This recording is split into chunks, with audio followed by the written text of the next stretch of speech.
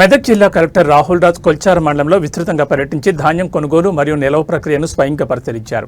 Collector ముందుగా Shri Sathya Sai rice మిల్ను ఆకస్మికంగా తనిఖీ చేశారు. కొనుగోలు కేంద్రాల నుంచి ఎన్ని లారీల ధాన్యం మిల్లుకు వచ్చింది, వాటిని ఎప్పుడు దిగుమతి చేసుకున్నారు వంటి అంశాలను క్షేత్రస్థాయిలో పరిశీలించి ధాన్యం సేకరణ, నిల్వ ప్రక్రియలపై ఆరా తీశారు. ధాన్యం దించుకునే విధానాన్ని పరిశీలించిన కలెక్టర్ ఏ లారీ కూడా 24 గంటలకు మించి వెయిటింగ్లో ఉండకూడదని స్పష్టం చేశారు. అందుకు తగ్గట్లుగా రైస్ మిల్లర్లు హమాలీలను ఏర్పాటు చేసుకోవాలని సూచించారు. అనంతరం కలెక్టర్ వరిగొంతం ఫ్యాక్స్ కొనుగోలు కేంద్రాన్ని సందర్శించి కొనుగోలు నిర్వహణ తీరు, సంబంధిత వివరాలను నిర్వాహకులను అడిగి తెలుసుకున్నారు. కలెక్టర్ రాహుల్ రాజ్ ఈ సందర్భంగా మాట్లాడుతూ రైతులకు ఇబ్బందులు లేకుండా ధాన్యం కొనుగోలు ప్రక్రియ సజావుగా సాగాలని అధికారులను ఆదేశించారు. ఇప్పటి వరకు జిల్లాలో 82,481 మెట్రిక్ టన్నుల ధాన్యాన్ని కొనుగోలు చేయడం జరిగిందని తెలిపారు. 21,277 మంది రైతులకు గాను 54,52 లక్షల రూపాయలను ఇప్పటికే వారి ఖాతాల్లో జమ చేయడం జరిగిందని వెల్లడించారు. వడ్లు అమ్మిన రైతులకు ఇబ్బందులు లేకుండా సకాలంలో డబ్బులు జమ అయ్యే విధంగా పటిష్ట చర్యలు తీసుకోవాలని అధికారులను ఆదేశించారు.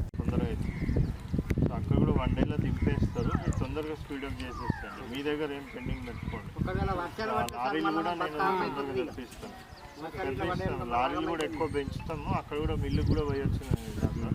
సో వాళ్ళకు కూడా 24 hours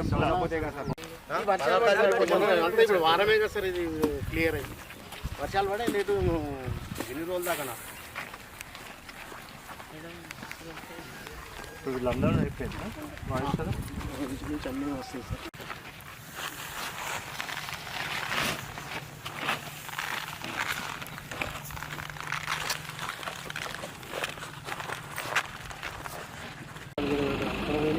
అక్కడ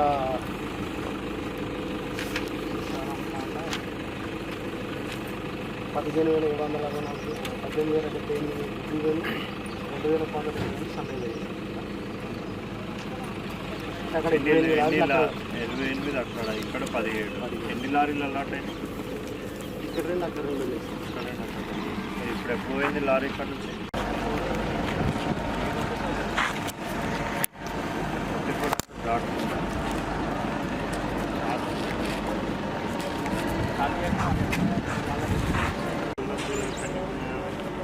ఎంత తొందరగా ఖాళీ అయితే అంత తొందరగా మీకు లోడ్ కూడా అక్కడ నుంచి రానికి ఉంటుంది కదా.